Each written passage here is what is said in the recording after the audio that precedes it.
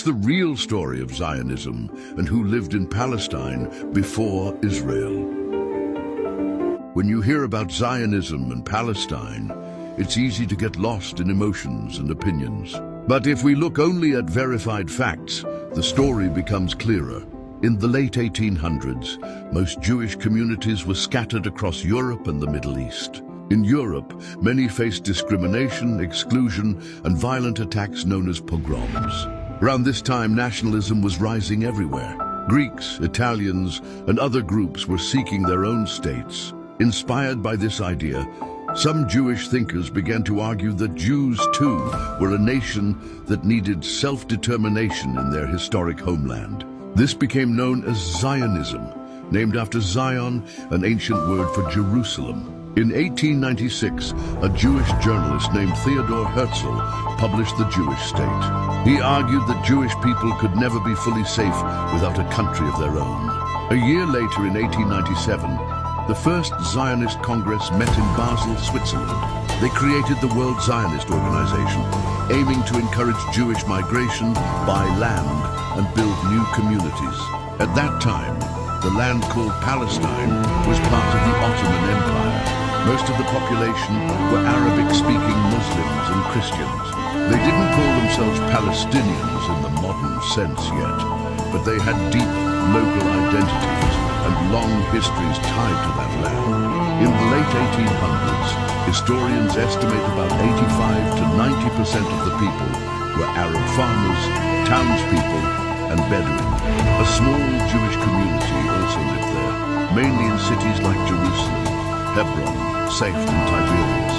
From the 1880s onward, small waves of Jewish immigrants began arriving.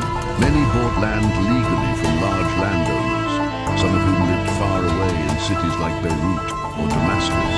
Sometimes these land sales displaced tenant farmers who had lived on the land for generations. After World War I, the Ottoman Empire collapsed. Britain took control of Palestine under an international mandate. In 1917, the British government issued the Balfour Declaration, expressing support for a national home for the Jewish people, while also promising that nothing would harm the civil and religious rights of existing communities. Between the 1920s and 1930s, Jewish immigration increased, driven by rising anti-Semitism in Europe. Communities built new towns, farms, and cultural institutions. At the same time, Arab communities organized politically to oppose mass immigration and land transfers. Many began to identify as Palestinians, a modern national identity that formed partly in response to these changes. Tensions escalated. Protests and clashes erupted, including the Arab Revolt of 1936 to 1939 against British policies and Jewish settlement. In 1947, the United Nations proposed partitioning the land into a Jewish state and an Arab state, with Jerusalem under international administration. Jewish leaders accepted this plan, while most Arab leaders rejected it, seeing it as unfair to the Arab majority. When Britain withdrew in 1948, Jewish leaders declared the State of Israel. Neighboring Arab states intervened, and the first Arab-Israeli war broke out. During this conflict, hundreds of thousands of Palestinians fled or were expelled from their homes, a period Palestinians call the Nakba, or catastrophe. This is the documented background. Zionism was a movement for Jewish self-determination after centuries of persecution. Palestine was already home to an Arab majority with deep roots in the land. The conflict grew when both peoples claimed the same territory as essential to their identity and future.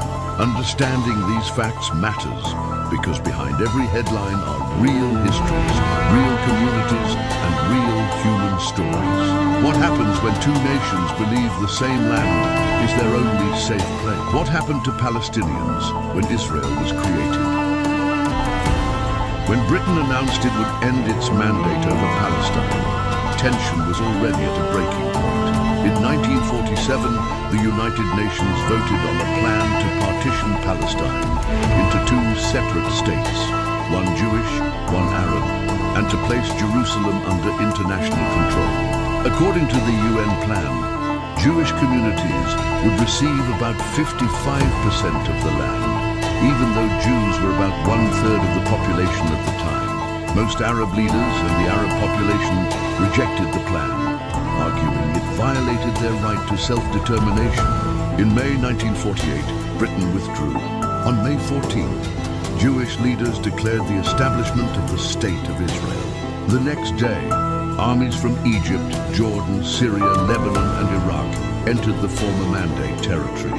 What followed was the First Arab-Israeli War. During the fighting, large numbers of Palestinians fled their towns and villages or were expelled in the chaos of war. Historians estimate between 700,000 and 750,000 Palestinians became refugees in 1948. They left behind homes, farmland, shops, and family graves. This event is known in Arabic as Al-Nakba, or the catastrophe. At the same time, hundreds of thousands of Jews in Arab countries faced rising hostility. Over the next few years, many left or were expelled from Iraq, Egypt, Yemen, Libya, and Morocco, eventually resettling in Israel. By 1949, the war ended with a series of ceasefire agreements. Israel controlled about 78% of the land, including areas the UN had proposed for an Arab state. The West Bank and East Jerusalem came under Jordanian control. The Gaza Strip was administered by Egypt. Palestinians who became refugees were not allowed to return. Many remained in refugee camps in Lebanon, Syria, Jordan, Gaza, and the West Bank. For Israelis, 1948 was a moment of independence and survival after the trauma of the Holocaust and generations of persecution. For Palestinians, it was the beginning of dispossession and statelessness. These dual experiences, one community's liberation, the other's loss, still shape every discussion about this land today.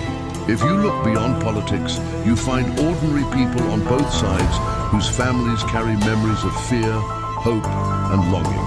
Understanding this shared but painful history is essential to understanding why this conflict endures. What happens when both peoples believe their survival depends on the same ground? Why couldn't Palestinian refugees return after 1948? After the 1948 war ended, a new reality took shape on the ground. Israel controlled about 78% of the former British Mandate territory. The rest, Gaza and the West Bank, came under Egyptian and Jordanian administration. For Palestinians who fled or were expelled during the fighting, returning home was almost impossible. One reason was Israel's new policy. The government considered the refugees a potential security threat. Officials feared that allowing large numbers of Palestinians to return would undermine the Jewish majority in the new state and reopen conflict.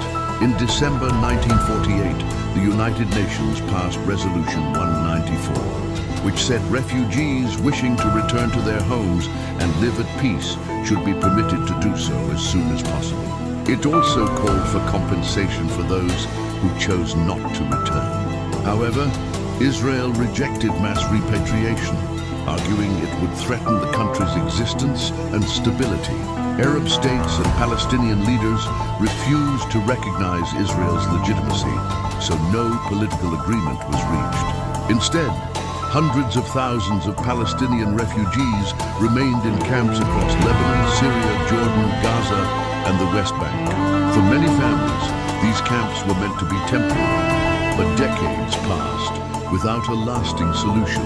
Meanwhile, inside Israel, about 150,000 Palestinians who had not fled during the war stayed and became citizens. They were placed under military administration for nearly 20 years and faced restrictions on movement and land ownership. At the same time, a parallel story unfolded.